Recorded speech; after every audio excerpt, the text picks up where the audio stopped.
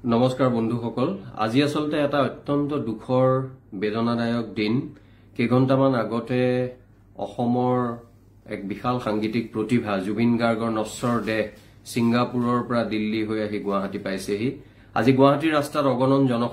জনসমুদ্ৰই লাখ লাখ মানুহে প্ৰমাণ কৰিছে জুবিন গাৰ্গ আছিল অসমৰ এক অবিনাশী আত্মা জুবিন গাৰ্গ হল এক অমৰ সত্তা এই সত্তাৰ প্ৰতি নমস্কাৰ জনাৰ শ্ৰদ্ধা জ্ঞাপন কৰি এই গোটেই ঘটনাটোত আহা কেইটামান মোৰ মনলৈ অহা প্ৰশ্ন আৰু বহু কেইগৰাকী লোকে সামাজিক মাধ্যমত মোক যি প্ৰশ্ন কৰিছে সেই প্ৰশ্নৰ বিষয়ে মই কেইটামান কথা ক'ব লৈছো প্ৰথম প্ৰশ্নটো উঠিছে যে মৃত্যু কেনেকৈ হ'ল মৃত্যু হোৱাৰ কথাটোলৈ সন্দেহ এইভাবে আহিছে প্ৰথমতে আহিল স্কুবা ডাইভিংৰ কথা তাৰ পিছত আহিল প্যাৰাগ্লাইডিংৰ কথা আৰু তাৰ পিছত অসমৰ সন্মানীয় মুখ্যমন্ত্ৰীকে আদি কৰি অন্যান্য সকলেও ক'লে যে আসলতে নাওলৈ গৈছে ইয়টৰ পৰা গৈ কেইজনমান আসাম এছ'চিয়েশ্যন সিংগাপুৰৰ মানুহৰ লগত আৰু জুবিনৰ লগত যোৱা ৩-৪ জন সহযোগীৰ লগত গৈ তেওঁলোকে সাঁতুৰিব বিচাৰোতে মৃত্যু হয় আৰু অৱশ্যে ইভিনিংতে মৰণোত্তৰ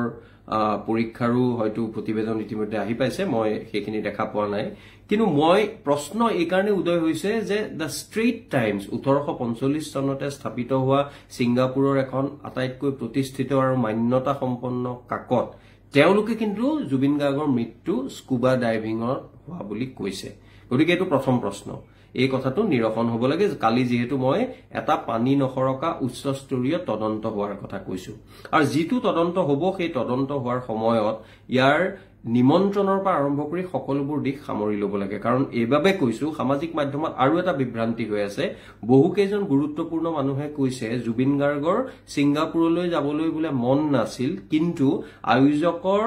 এটা নেৰানেপেৰা অনুৰোধৰ বাবে তেওঁ যাবলৈ বাধ্য হ'ল সামাজিক মাধ্যমত দেখিছো আৰু আয়োজকৰ এজনে আজি কৈছে মূল আয়োজকে আজি কৈছে যে তেওঁলোক আসলতে নৰ্থ ইষ্ট ফেষ্টিভেলৰ বাবে জুবিন গাৰ্গ যোৱা নাছিল তেওঁ আসলতে ৰিলেক্স শব্দটো ব্যৱহাৰ কৰিছে অৱসৰ বিনোদনৰ বাবে গৈছিল আৰু নৰ্থ ইষ্ট ফেষ্টিভেলৰ আয়োজকসকলে তেওঁক এটা হোটেলৰ কোঠা তেওঁলোকে বুক কৰি দিছিল দুইটা কথাৰ মাজত কিন্তু সাংঘাতিক এটা বৈপৰীত্য বা দ্বন্দ্ব আছে গতিকে যেতিয়া তদন্ত হ'ব সেই তদন্তটোত সকলোবোৰ কথা সামৰি লোৱা উচিত আৰু অসমৰ মানুহৰো বহুতে কালি যেতিয়া মই তদন্তৰ কথাটো কলো বহুতে সন্দেহ প্ৰকাশ কৰিছে যে যেহেতু শক্তিশালী প্ৰভাৱশালী লোক গোটেই কথাটোৰ লগত জড়িত হৈ আছে তেওঁলোকে কেনেবাকৈ দোষীক ৰক্ষণাবেক্ষণ দিব বা তদন্তটোক সঠিক দিশত যাবলৈ নিদিব নেকি কিন্তু মই ভাবো এই ক্ষেত্ৰত ডক্টৰ হিমন্ত বিশ্ব শৰ্মাৰ দৰে এগৰাকী নেতাই কেতিয়াও তেনে হ'ব নিদিব বুলিয়ে মই ভাবো কিন্তু তথাপিও যদি গণতন্ত্ৰত ৰাইজেই ৰজা ৰাইজে যদি ভাবে যে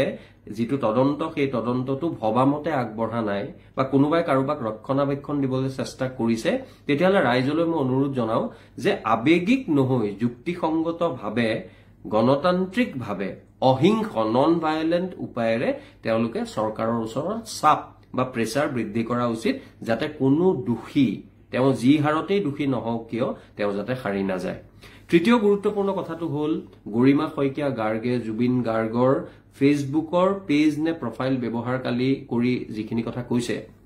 সেইখিনি আসলে এই সময়ত টিপ্পনী দিব লাগে বুলি মই নাভাবো কাৰণ তেওঁ এনে এটা চাপৰ মাজত আছে এনে এটা পৰ্বত সমান দুখৰ মাজত আছে তেনে সময়ত আসলে তেখেতৰ ভাষ্যৰ ওপৰত কথা ক'ব নালাগে তথাপিও বহু মানুহে ইতিমধ্যে কৈছে বহু দুখৰতাৰ সৃষ্টি হৈছে কাৰণে কওঁ যিগৰাকী সিদ্ধাৰ্থ শৰ্মা বুলি তেওঁ মেনেজাৰ আছিল তেওঁ অসমীয়া অসমীয়া আইলেও বিতৰ্ক হৈছে সেই বিতৰ্ক মই অপ্ৰয়োজনীয় বুলি ভাবো তেওঁ মেনেজাৰ হিচাপে আৰু গৰিমা শইকীয়া গাৰ্গে যিটো কথা কৈছে যে জুবিন গাৰ্গৰ আগৰ অসুখ হোৱা সময়ত তেওঁ খুব ভালকে পৰিচৰ্যা কৰিছে তেতিয়াহ'লে এটা ডাঙৰ প্ৰশ্ন আহে যে যিগৰাকী মানুহে জুবিন গাৰ্গৰ বেমাৰৰ কথা অসুখৰ কথা জানে আগৰ অসুখৰ সময়ত পৰিচৰ্যা কৰিছে সেইগৰাকী মানুহে সেই মানুহজনক সাগৰৰ বুকুৰ মাজলৈ লৈ যোৱাৰ কাৰণ কি আগদিনা কিমান শুইছিল আগদিনা কিমান মানে নিশালৈ তেওঁ এটা টিয়াৰ্স ইন হেভেন পৰিবেশন কৰা আমি দেখিছো এইখিনি কথা যেতিয়া সাধাৰণ এজন তেওঁক ভাল পোৱা মানুহৰ মনলৈ প্ৰশ্ন আহিছে গতিকে যিগৰাকী মানুহ গৰিমা শইকীয়া গাৰ্গে কৈছে তেওঁৰ লগত ছাৰ দৰে লাগি আছে যোৱা কেইবাটাও বছৰ সহায় কৰিছে সেইগৰাকী মানুহে এইখিনি কথা জানিব লাগিছিল নে নাই এই বিষয়ত আসলতে আমাৰ সামাজিক মাধ্যমত যিবোৰ প্ৰশ্ন উঠিছে মই যুক্তিসংগত প্ৰশ্ন বুলি ভাবো গতিকে সিদ্ধাৰ্থ শৰ্মাক নিশ্চিতভাৱে তদন্তৰ আওতালৈ আনি আমি প্ৰকৃত সত্যটো জানিবলৈ চেষ্টা কৰা উচিত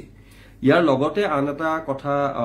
আহিব, সেই কথাটো হ'ল মই শেষত ক'ব বিচাৰো যে এনেকুৱা হয়তো আৰু দুখৰ যাতে বাতৰি অসমীয়া মানুহে আৰু পাব লগা নহয়। আমাৰ জীৱনত আমি ভূপেন হাজৰিকাৰ ক্ষেত্ৰত দেখিলো,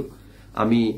জুবিন গাৰ্গৰ ক্ষেত্ৰত এতিয়ালৈকে দেখিলো। মই শেষত এটা কথাই ক'ব বিচাৰো, আত্মসমালোচনাও লাগিব অসমীয়া জাতিক, আশাৰ বতৰাও আমি বিচাৰিব পাৰিব লাগিব। জাতিটোৰ ইমান সংকট, ইমান প্ৰত্যাহ্বান, আৰু মই আজি জুবিন গাৰ্গৰ মৃত্যুৱে, কৰুণ মৃত্যু, জাতিটোক কন্দুৱাই গৈছে, নিথৰুৱা কৰিছে, কিন্তু জাতিটোক একত্ৰিতও কৰিছে।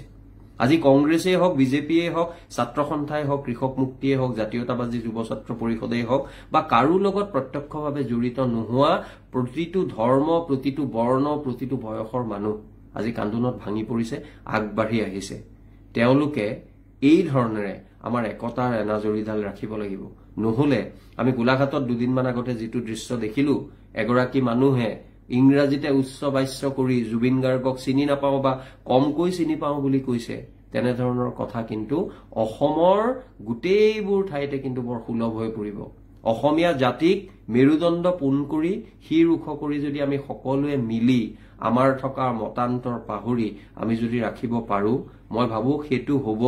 আজি জুবিন গাৰ্গৰ নশ্বৰ দেহ আহি পোৱাৰ দিনটোত আমি তেখেতৰ স্মৃতিৰ প্ৰতি যাচিব পৰা গভীৰ শ্ৰদ্ধাঞ্জলি। তেখেতৰ গীত লাগিব, তেখেতৰ সংগীতক লৈ নানা কথা হ'ব,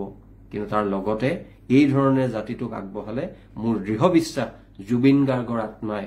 চিৰশান্তি লাভ কৰিব। লগতে পুনৰবাৰ ময়ো ব্যক্তিগতভাৱে অসম চৰকাৰক অনুৰোধ কৰিলো, এটা